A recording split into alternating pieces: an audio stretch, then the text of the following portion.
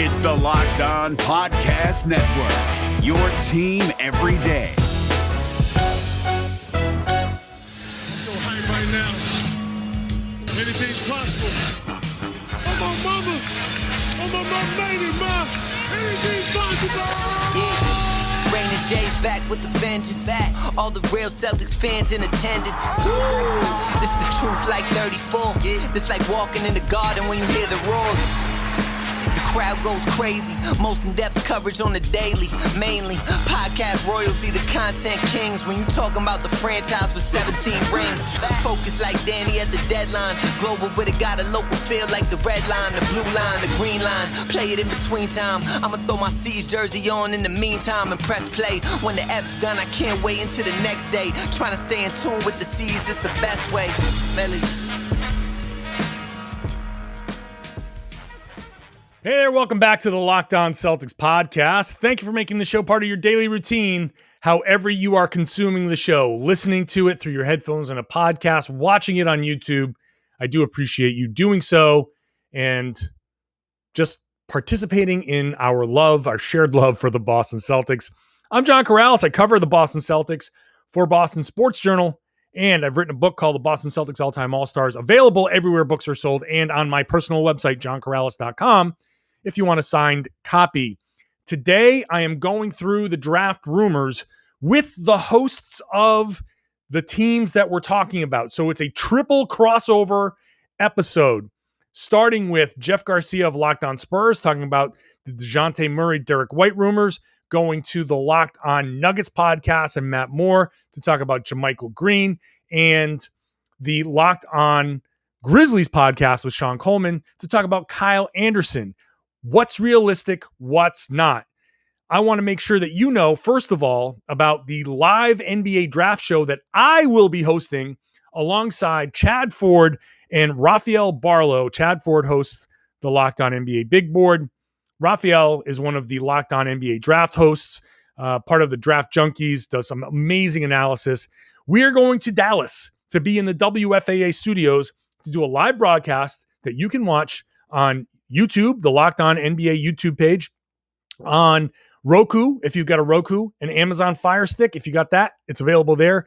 It's going to be a massive show with all of our Locked On local experts. It's going to be amazing, and it's on July 29th, starting at 7 p.m. All right, let's get into our first discussion, and let's kick it off with Jeff Garcia, host of Locked On Spurs, with this talk about Dejounte Murray and Derrick White.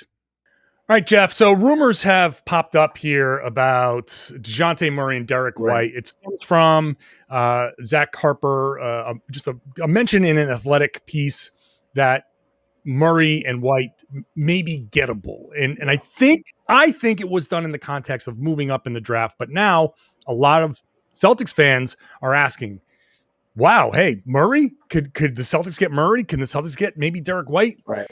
What, in your opinion here, how realistic, how actually available are Murray and Derrick White? All right, I'll do Derrick White first. Okay.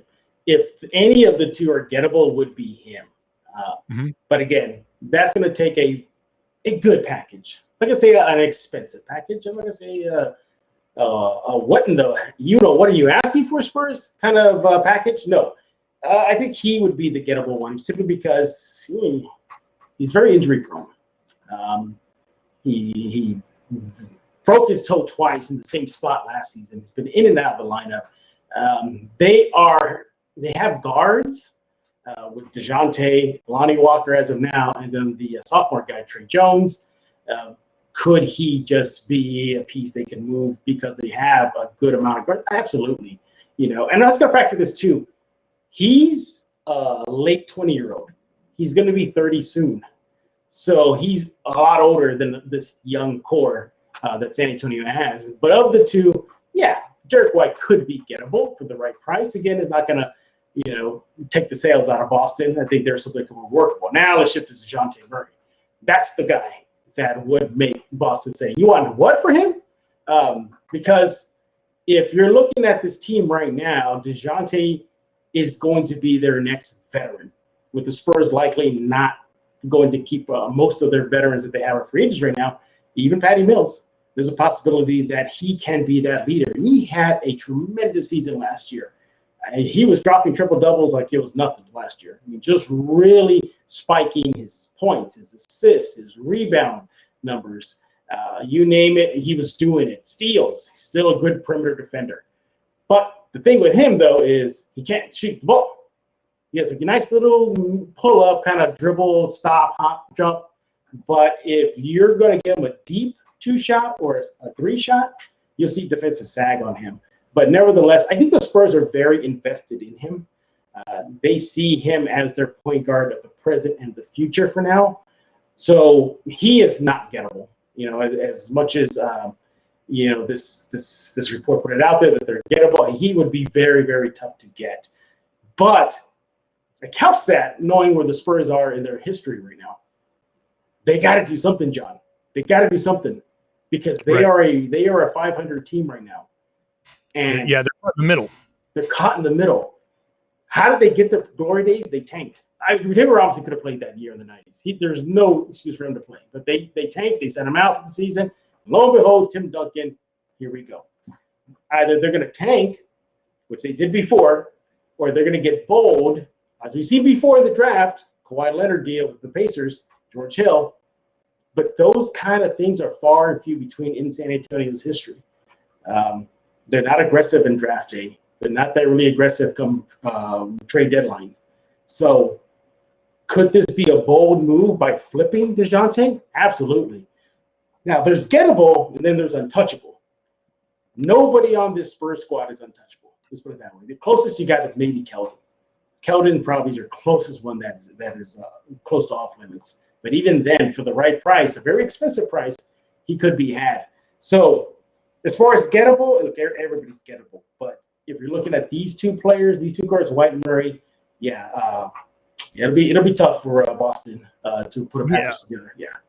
Yeah, that's the thing with these rumors. Like, I feel like you package, what did Spurs have? 12? 12. Yeah, 1241. Yeah. You package 12 and Murray to move up to get Murray's replacement or something but how many teams, like how far up can you really move? No one in the top 4 is going to make that move. No one, maybe top 5, top 6. So you're going to go from 12 to 7. You're going to call up the Golden State Warriors. Does he fit with Golden State? But I don't think that's the move that the Celtics are going to be able to provide. They're not going to, they don't have a first round draft pick in this year's draft. If you're going to move guys like Murray or Derrick White, like what are you going to get in return from Boston? Like, does Boston have anything? You look at the Boston Celtics.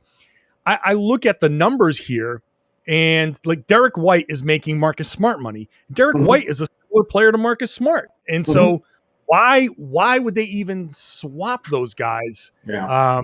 They're almost the same age. Like it doesn't make sense to me. Murray would be the target, but who on the Celtics would you want in exchange for Dejounte Murray? Like again, now he makes most of what Marcus Smart makes. A Dejounte Murray for Marcus Smart swap, does that make sense? No, it doesn't make sense. No, not for where you guys are, right? No, not at all. No, for Boston, hell yeah. I mean, I think you do that in a second if Boston is making a deal. But for the Spurs, no, it doesn't. I mean, maybe it addresses their weak perimeter defense, maybe. But no, I mean, Murray just does a little bit more on both ends of the court for San Antonio. No, he's not, the greatest two-way player in the league right now or the ranker up there, but he's very serviceable. He has a team-friendly deal. He's locked up for a good chunk of years ahead. He hasn't even reached his prime yet. I think he's in his mid-20s right now. Right, and 24. Yeah, and we forget, too, that he has a lot of that Spurs culture in him. Let's not forget, he was around towards the end of the Parker, Manu era. He was around to see the beginning of the Kawhi Leonard era. Hell, he replaced Tony Parker when Parker blew out his leg in the playoffs right then and there, and they just gave him the reins. Yeah. So that's how much – I think this is how much the team is invested in him. He lost a season because when Murray blew his knee out, they put a lot of money into him.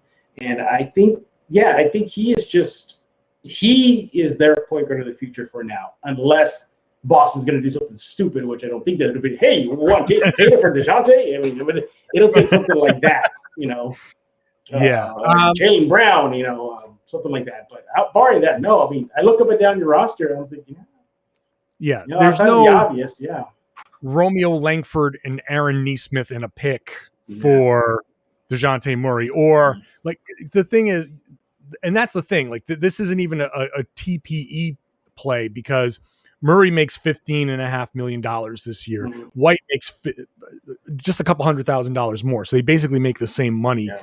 The Celtics don't have a traded player exception to fit them. It would have to be salaries that match. And I wouldn't give up Marcus Smart for DeJounte Murray.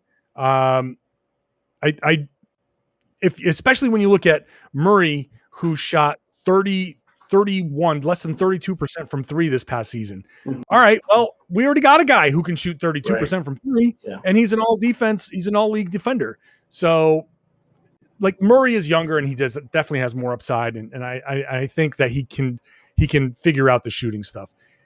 I don't see a fit here for these guys. You don't see a fit here for these guys. So I don't think that. Basically, the bottom line here is the Spurs, the Celtics.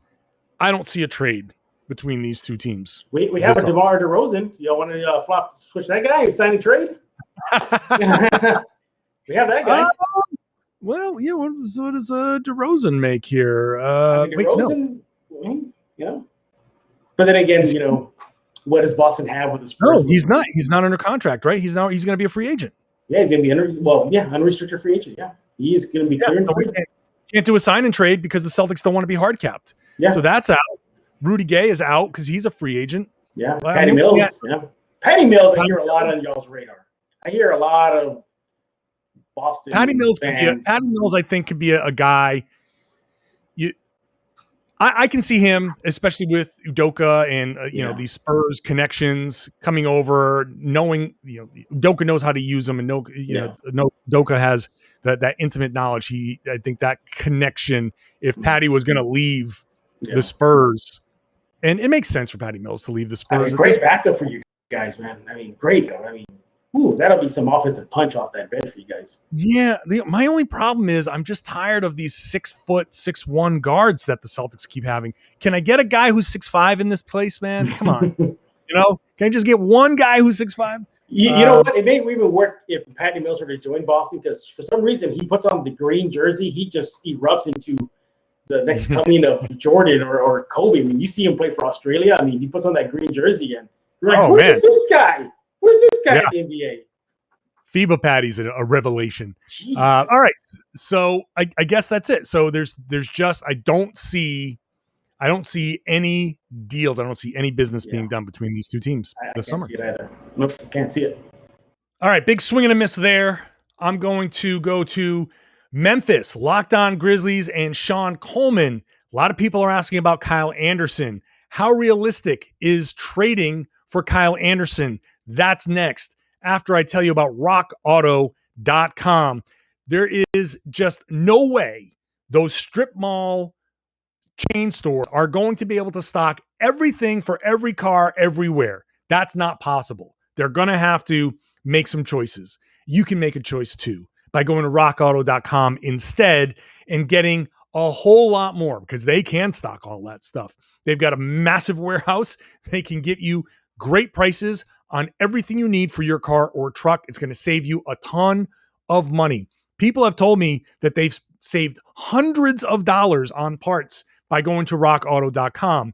Now, you don't have to be looking for something complicated for your engine. You can be like me.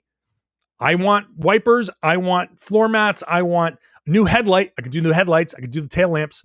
I can get that at rockauto.com as well. Very easy, very convenient to do from your home computer or your mobile device. So go check it out. Once you see how easy it is, I'm willing to bet you're going to buy something. And when you do, make sure you write Locked On in their How Did You Hear About Us box. That is the only way they know we sent you. So please do that. Write Locked On in their How Did You Hear About Us box. It's an amazing selection, reliably low prices, all the parts your car will ever need at rockauto.com. Kyle Anderson, another one of these trade targets that people continue to suggest. It's come up multiple times. And so I had to go with Shawn Coleman, host of Locked On Grizzlies at Stats SAC on Twitter. First of all, Shawn, how you doing? Doing well, John. It's a pleasure. And should I say an honor? It's an honor to talk with you. I will say that it's an honor to talk with you, sir. You should feel honored. You should feel blessed is also a good word. There's many other words, but we're live on this show, so I'll hush. Yes, and we're trying to keep it PG, but again, anything that shows your true deference to me as your ruler and God on the network.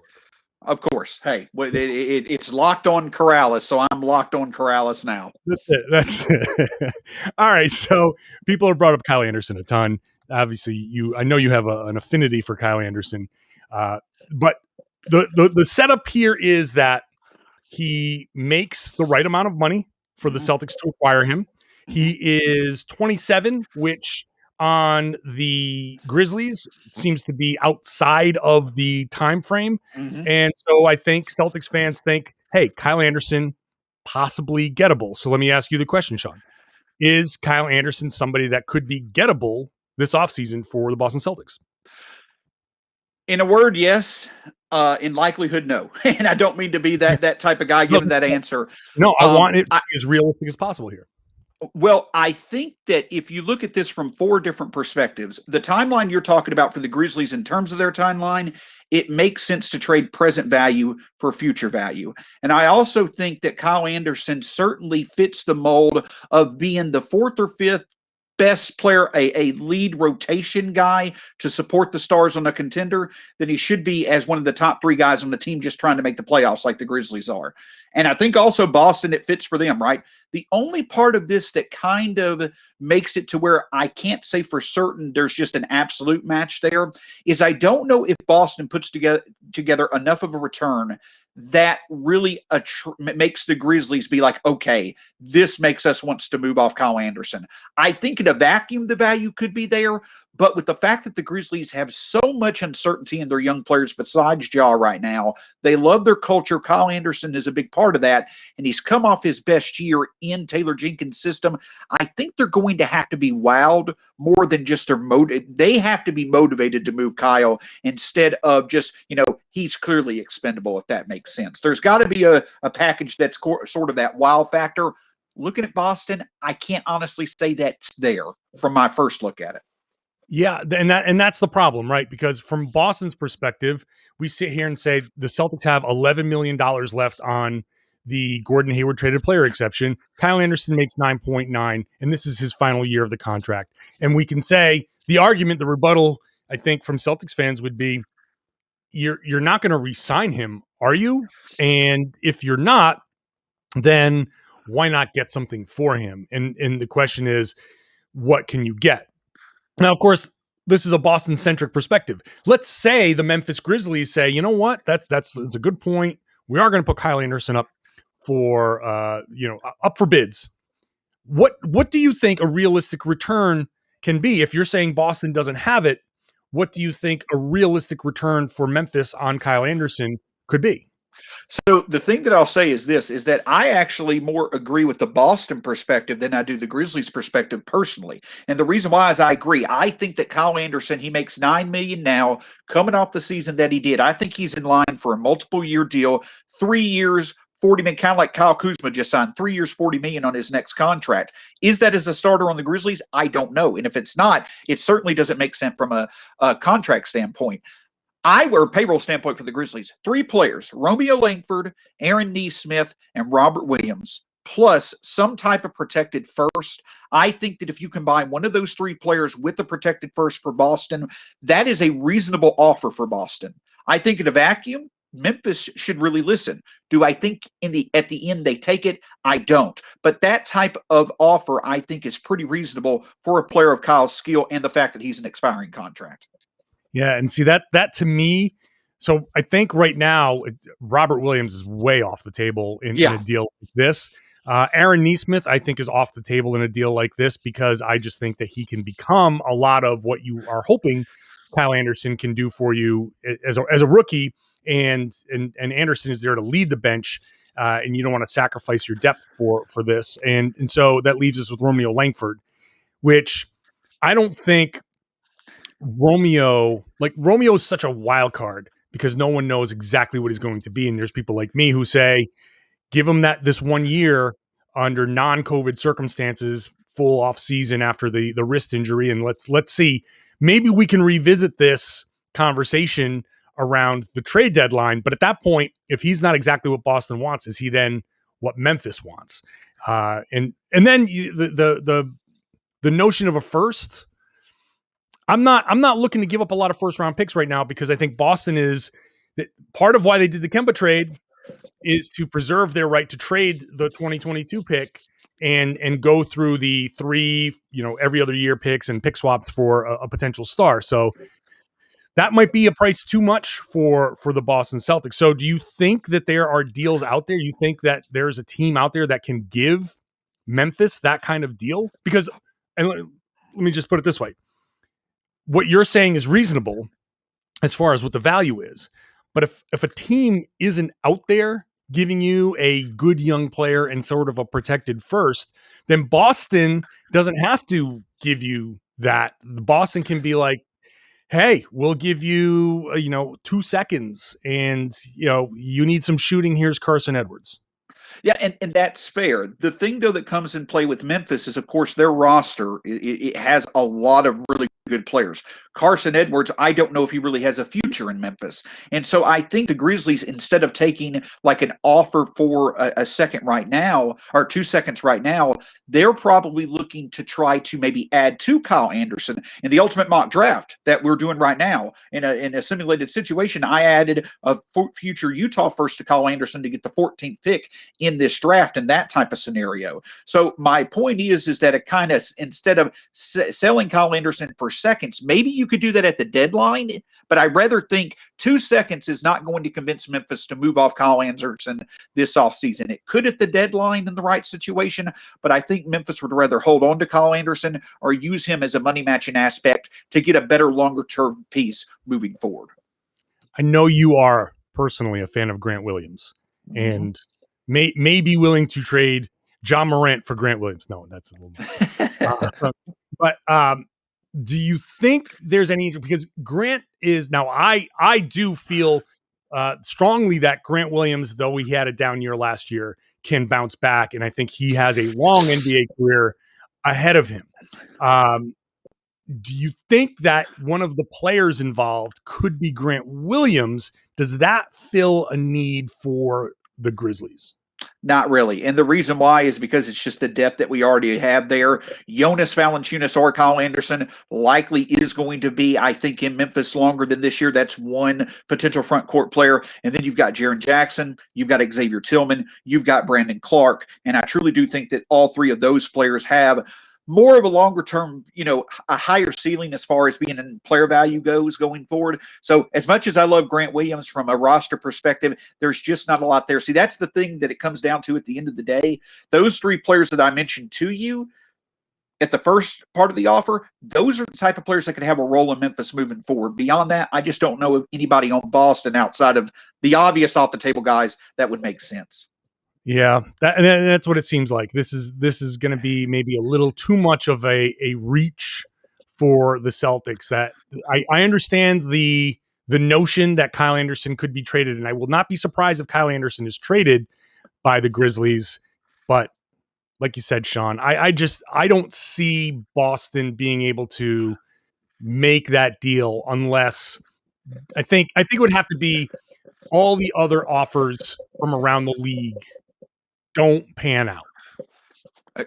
Correct. And I could, and I do agree with that. Now, John, I would like to get your perspective on something though, because there's another player who could possibly make some sense if y'all really needed shooting. Grayson Allen. I know that he's probably not of the same ilk, but from the perspective of someone such as you with Boston, if you don't get your first wave, is Grant Williams the type of player that, is Grayson Allen the type of player that could make sense? That's where 2 seconds could possibly enter the fray. I just have a strong distaste for Grayson Allen. Okay. All right. And So I don't know that I can answer that question rationally. Fair because just you asking me the question has stirred up a little kind of bile inside of and especially Grayson Allen on the Celtics. I don't want to even hear the jokes, of course. But from a pure basketball perspective, I can see it. Here, the question here is, it's one more year before he becomes a restricted free agent. Correct. Are you willing to give up Grant Williams for 1 year of Grayson Allen potentially? Would you rather just try to keep Grant Williams and use him for a different type of deal, find shooting out in the market or something else? So, well, I do understand Grayson Allen. It actually, that could be a move. The fact that the Celtics would then have to turn around and figure out how much he's worth and maybe pay him, that's where I have actual, like, legitimate trepidation. You can get used to Grayson Allen on the team, and if he's helpful, he's helpful. But I hesitate for that, because Grant in 2 seconds aren't nothing. They do have value, and I'd rather bring in somebody like Anderson, who's a more veteran guy that's been around and you can count on. So I think it's a pass, a soft pass on Grayson Allen, basketball wise. The hardest of passes on Grayson Allen, just from John Karalis wise. And the thing that I'll wrap up with then is, when it comes to Anderson, I think that he's also the type of talent, John, that timing matters. Because right now, I say that, at the start of this, before the next season starts, 2 seconds may not make that much sense. But I'm sure Orlando would have said the same thing about Evan Fournier before he was traded to Boston last year. You look at the trade deadline, if the Grizzlies, if it's not going their way, if they're ready to focus on the future, and you obviously are only going to have Kyle Anderson for a few months at that point, trade deadline, 2 seconds coming to Memphis for Kyle Anderson, maybe it can make sense. So timing also changes perspective.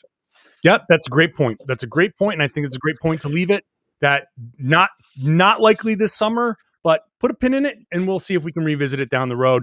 Shawn Coleman, Locked On Grizzlies. Check out the Locked On Grizzlies podcast for a fun take on a fun team, and at StatsSAC on Twitter. Shawn, thank you very much. Pleasure. Thank you to Shawn. I think that's another swing and a miss. So up next, can my personal idea of JaMychal Green pan out? I'm going to go to Matt Moore of Locked On Nuggets when I come back, after I tell you about BetOnline, which is the fastest and easiest way to bet on all of your sports action. NBA's gone bye-bye. The WNBA will be back after the Olympics. You can bet on the Olympics. You can bet on foreign sports. You can bet on baseball if you want. So head on over to BetOnline. Use your laptop. Use your mobile device. Very easy to use. Sign up for free. Create your username. Create your password. And most importantly, use the promo code Locked On, because that will give you a 50% welcome bonus on your first deposit. Whatever your first deposit is, $200, you get a 50% welcome bonus of $100. So you win before you even place a bet. Don't sit on the sidelines anymore. This is your chance to get in the game at BetOnline, your online sportsbook experts. Please gamble responsibly. All right, here to crap all over my idea for JaMychal Green. It's my baby of an idea, and I'm so attached to it, and I'm going to get it torn apart by Matt Moore, host of the Locked On Nuggets podcast from the Action Network, and you know him famously from Twitter at HP Basketball. Matt, how you doing, man? I'm doing well, man. Thanks for having me on. So here's what I did. I did what everybody does here, right? The Celtics have a traded player exception. I look around the league for guys that fit into it, and I see a situation in Denver with JaMychal Green. He's a guy that could fit in Boston. And I convinced myself that maybe he wants more of a role and that he might want to leave, sort of in a Jeremy Grant type of way, to go get more opportunity somewhere else. How realistic do you think that possibility is? Well, first, JaMychal's got JaMychal's got a player option for next season. So that's cool. I was going to say, so because, and let me explain that before you answer. My scenario with JaMychal would be, he tells the Nuggets, look, I need more of an opportunity. I don't think he's going to get much more than what he's making out in the open market, but I think what he can say is, I'm going to make what I make, and I'm going to go somewhere that's going to pay me this. And I'm leaving Denver because I want more opportunity. But I can opt in to this player option, and you can trade me to Boston, and they'll give you a second round pick so you don't lose me for anything. That's my scenario. I don't know the details on this, to be honest with you. Can you do a sign and trade for a TPE? Well, it's not a sign and trade because he's just picking up a player option. But if he opted out, if he didn't opt in next season, right? You can sign and trade a player into a traded player exception. Sure. So the question there is, how much do you want him, John? Like, do you want him? Like, if he opts out and he wants the money, do you want to? Well, no. So my scenario here would be that on the open market, he's making what? 7.5. His player options for $7.5 million. On the open market, he's going to get about $7.5 million. If he goes onto the open market and gets 10, 11, 12, then forget it, because the Celtics aren't going to do a sign and trade to hard cap themselves. My scenario banks on, if he were to opt out, he's probably going to get $7 to $8 million anyway from wherever he goes. So if that's his market and he's not leaving to make a raise, he's just leaving to play himself into a raise next year, that the Celtics can say to JaMychal, look, we want to trade for you. We will acquire your bird rights, play for us, get the more opportunity, and then we can talk about re-signing in Boston and giving you a bit of a raise, which is not something that he can get as a free agent if he just opts out and leaves. So there is incentive for JaMychal to say, hey, I want to do this. And I don't know. You know the Nuggets. Is he going to re-sign in Denver? Do they want him? And will they give him the opportunity he's looking for? So this is complicated. I'll start here.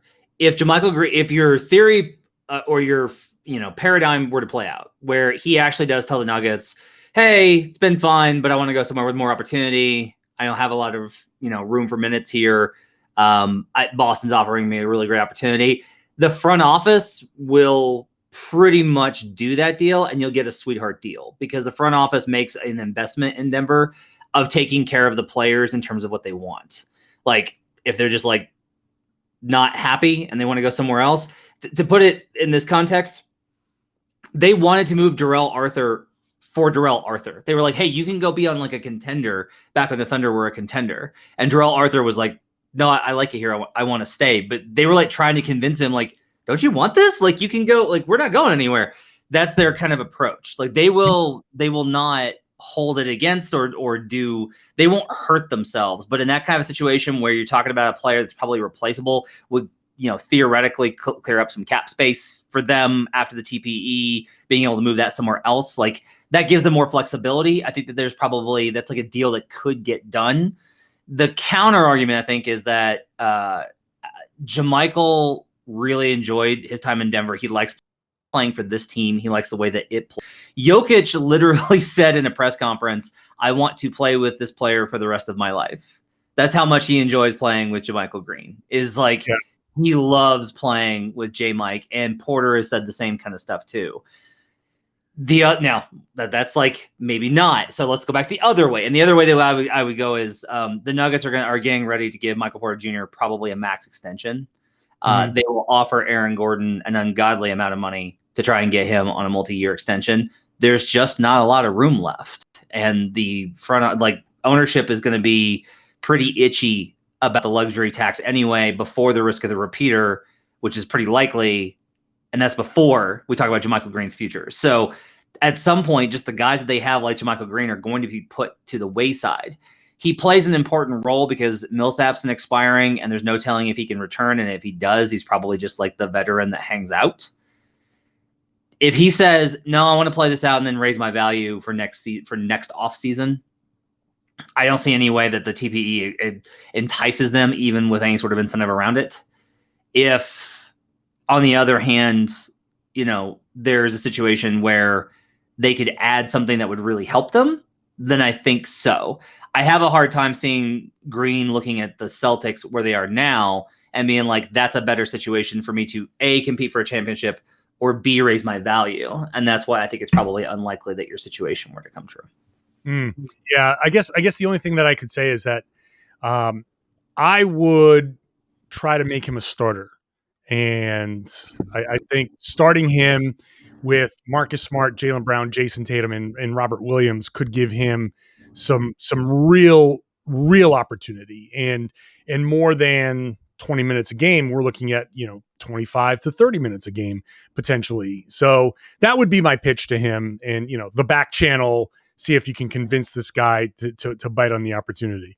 I think the issue there is if that's his angle, if he wants either the minutes, which is ultimately to earn more money, why wouldn't he just opt out of next season, go into the open market, and then take the deal from any number of small market teams that have to overpay for any free agents to get them to come there and take more money and get the minutes? What's Boston offering that is like, if you're Boston, you either have to offer a better chance at competing at a high level while you're a key part of the team than Denver, or you have to be able to offer a bigger role than what he can get somewhere else, but you can't do that theoretically based on what you said for more money. So I think that's kind of the jam.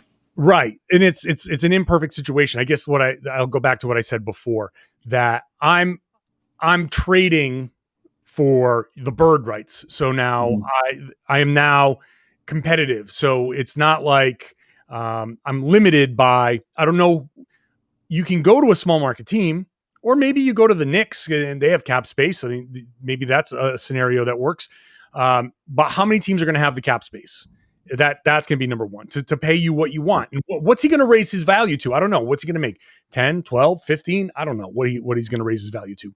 But if he does raise his value to that level, he can do it in Boston where there's going to be more opportunity.